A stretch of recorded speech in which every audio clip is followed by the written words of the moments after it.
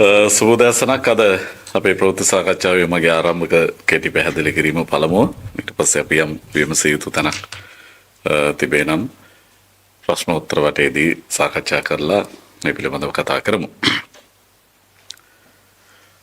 ප්‍රජාතන්ත්‍රවාදයෙන් තොර සමාජයක ජීවත් වෙන්න ඔබ අකමැති නේද? අපි මේ මාලිමා ආණ්ඩුව යටතේ පසු කරමින් ඉන්නේ අන්න ඒ අකමැත්ත ප්‍රසිද්ධියේ ප්‍රකාශයට පත් කළ යුතු අවස්ථාවක්. ඒ අකමැත්ත හිතේ හංගන් ඉඳලා තේරුමක් නැහැ. මේ ආණ්ඩුව සම්බන්ධයෙන් ප්‍රජාතන්ත්‍රවාදය වෙනසීම සඳහා වන මේ ආණ්ඩුවේ බලව්‍යාපෘතියට අදාළව අපේ විරෝධය අප්‍රකාශිතව පවතින තාක් මේ ආණ්ඩුව එකින් එක ඔබ සන්තකයේ තියෙන ප්‍රජාතන්ත්‍රවාදී අයිතීන් උදුරගන්නවා. ඒ අයිතීන් උදුරා ගැනීම සඳහා වන සූක්ෂම දේශපාලන බලව්‍යාපෘතියක මේ ආණ්ඩුව ඉන්නේ. විසිදවන සංශෝධනයේ ගෙනීමේ ප්‍රමුඛ අපේක්ෂාව වෙන කිසිවක් නෙවෙයි. මේ රටේ මහජනයා සතුව පවතින පරම අයිතිය. එහෙම නැත්නම් රාජ්‍යයේ පැවැත්මට අදාළ අවසානාත්මක අයිතිය. තනි වචනයක් ලෙස ජනතා පරමාධිපත්‍යය උදුරා ගැනීම සඳහා වන බලව්‍යාපෘතියක මේ ආණ්ඩුව ඉන්නේ. විසිදවන සංශෝධනය රැගෙනීමෙන් තවත් බලාපොරොත්තු කිහිපයක් තවත් ආත්මාර්ථකාමී බලාපොරොත්තු කිහිපයක් ඉටු කරගන්න මේ ආණ්ඩුව අපේක්ෂා කරන බව ඇත්ත. හැබැයි සියල්ලම ද්විතීක අපේක්ෂාවන්. ප්‍රජාතන්ත්‍රවාදය වනසලා මහජනයා සතු පරම අයිතිය මේ පාපිසි මතින් විදායකයේ අතට ගැනීම තමයි ප්‍රමුඛ අපේක්ෂාව. අපි මේ මූලික අපේක්ෂාව මගහැර අනෙක් ද්විතීක කාරණා සමග ගැටිලා තේරුමක් නැහැ. මොකද පළවෙනි අරමුණ බවට පත් වෙලා තියෙන්නේ අන්නේ කාරණාව බව අපි තේරුම් ගත යුතුයි. ලංකාවේ මහජනයා ආසියාවේ පැරණිම ඡන්දදායකයින් සහිත ජන සමාජයක අපි ජීවත් වන්නේ. 1931 ඉඳලා අවුරුදු 21ට අඩු හැම මිනිහෙක්ටම ඡන්ද තිබිච්ච රටක්. 956 ඉඳලා වයස 18 සම්පූර්ණ කළ සියලු දෙනා ඡන්ද දීපු සර්වජන ඡන්ද අයිතිය පිළිබඳ ඓතිහාසික උරුමයක් සතු ජන සමාජයක්. ඇත්තම කියනවා නම් 910 ඉඳලා සීමිත වටපිටාවක හරි ඡන්දයක් අත්විඳපු ජාතියක්. පොන්නම්බලම් රාමනාදන් මහතා මහජන ඡන්දයෙන් තේරීපත් වන්නේ ලංකාවේ පළවෙනි ස්වදේශික මහජන නියෝජිතයා විදිහට 1911. ඒ කියන්නේ අවුරුදු 115ක් විතර පරණයි ලංකාවේ ඡන්දදායකයාගේ ඡන්ද අයිතිය පිළිබඳ කතාව.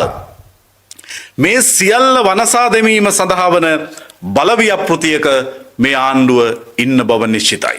මට තව දෙයක් කියන්න උවමනයි. නාමල් රාජපක්ෂ මැතිතුමා මේ පහුගිය අවුරුදු 2ක පමණ කාලය පුරා මේ රටේ ගමින් ගමට ගිහිල්ලා ගමින් ගමට යමින් මහජනයා හමු වෙමින් ජාතිය විසින් මේ මොහොතේ ඉල්ලා සිටින දේශපාලන සංවාදය නිර්මාණය කළා. ඒ දේශපාලන සංවාදයේ දෙස බලපු ආණ්ඩුවට හිතවත් සමහරු උපහාසයෙන් වගේ ඇහුවා දැන් මොකද වෙන්නේ? සෙනග එකතු කරලා රැස්වීම තිබ්බා කියලා ප්‍රතිඵලයක් තියනවද? තව සමහර ඒවා නාමල් හෙට ජනාධිපති වෙනවද? මේ වගේ උපහාසාත්මක ප්‍රශ්න කිරීම සහිතව ඒ ගමන නිර්භීත ලෙස නාමල් රාජපක්ෂ මැතිතුමා අධීරයෙන් ඉදිරියට අරගෙන ගියා. මේ වීර්යවන්ත තරුණ නායකයාට පුළුවන් වුණා අවසානයේදී අනුර දිසානායක ජනාධිපතිවරයා ප්‍රමුඛ මාලිමා ආණ්ඩුව පැලවත්තේ සඳලු තලෙන් බිමට අරගෙන එන්න. ජනාධිපති පස්වෙනිදා ඉඳලා රටවට යන්න හදනව නේද? ඔබට මතකද පහුගිය කාලේ Tamanගේ දහදියවලට යුක්තිල්ලලා පාරට බහැපු ගොවිය කසිප්පුකාරයෙක් කරපු ආණ්ඩුව අයිතීන් ඉල්ලන්න ආපු කිසිවකු සම්බන්ධ සංවේදී නොවිච්ච ආණ්ඩුව අද අර සඳලු තලෙන් බිමට බහින්න ලෑසි. මේ දේශපාලන ප්‍රපංචය නිර්මාණය කළේ නාමල් රාජපක්ෂ විසින් ගෙන ගිය දේශපාලන වැඩපිළිවෙල විසින් බව අපි තාම විශ්වාසයෙන් සහ ආඩම්බරයෙන් කියන්න කැමතියි. අපි රටේ ජාතික දේශපාලනය ඇතුලේ මේ ආණ්ඩුවට විරුද්ධ සමස්ත දේශපාලන බලවේගයේ මෙහෙයවමින් ඉන්නේ. පාර්ලිමේන්තු විපක්ෂ නායක දුරේ සහිතව සජිත් ප්‍රේමදාස මහත්තයා එතුමාගේ කාර්යය කරනවා ඇති.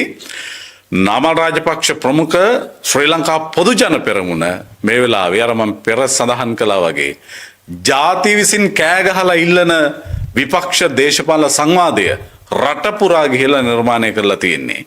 ඒ නිසයි ජනාධිපති අනුර දිසානායක දැන් එළියට බහැලා මහජනයා සමග යම් ආකාරයක සංවාදයකට මුල පුරන්න කල්පනා කරලා තියෙනෙත්. මෙහෙමයි බොහොම සීමිත සහ හුදකලා අවස්ථා කීපයක් තියෙනවා.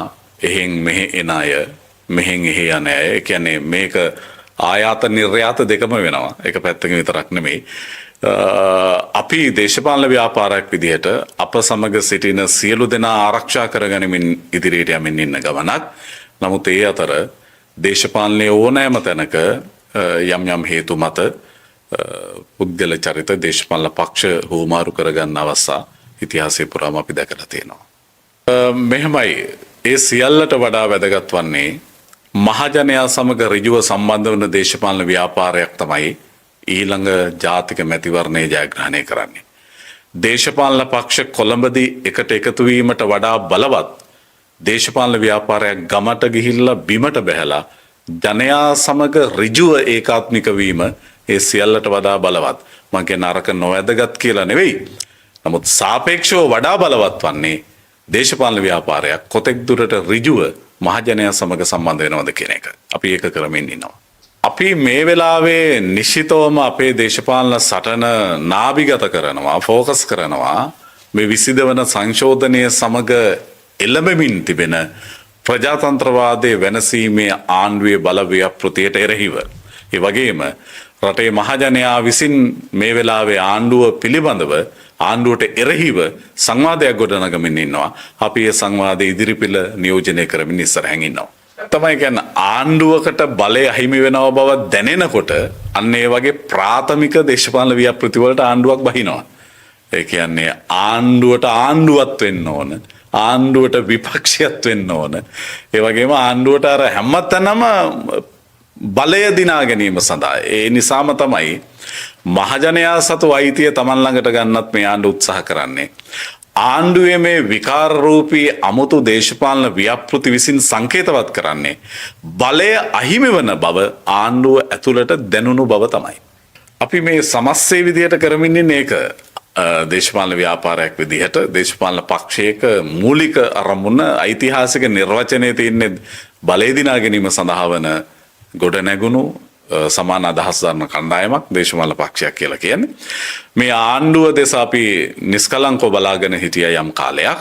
හැබැයි අපි දකිනවා ඔවුන් විසින් ලබා දුන්නු පොරොන්දු පත්‍රයටත් පයින් ගහලා මේ රටේ මහජනයා විසින් ආණ්ඩුවකින් අපේක්ෂා නොකළ මට්ටමේ ඊටාම වැරදි දේශපාලන බලව්‍යාපෘතියකට ආණ්ඩුව යමින් ඉන්නවා. ඒ සියල්ල සමග ගැටමින් ඉතාම ආසන්න මොහොතක මේ රටේ මහජන කැමැත්තෙන් අලුත් ආණ්ඩුවක් නිර්මාණය කිරීම සඳහා වන ගමන ඇතුළට තමයි අපි අවතීර්ණ වෙලා ඉන්නේ. නැහැ. අපි නිශ්චිතවම මහජන කැමැත්තක් සහිතව ජනවරමක් සහිතව වන ආණ්ඩුවක් පිළිබඳව මිසක් වෙනත් කිසිදු බලව්‍යාපෘතියකට ශ්‍රී ලංකා පොදු ජන පෙරමුණ විදිහට අපි කැමැත්තක් නැහැ. ඒ කියන්නේ අපේ කනින් කොනින් ඇහුණට අපේ කන කොනට එහෙම එකක් තාම ඇහුනේ නැහැ. ඇහුණත් අපි ඒ ගැන ලොකු උනන්දුවක් දක්වන්නේ නැහැ. පෞද්ගලිකව මම හිතනවා රනිල් වික්‍රමසිංහ මහත්මයා එහෙම තැනකට යන එකක් නැහැ කියලා.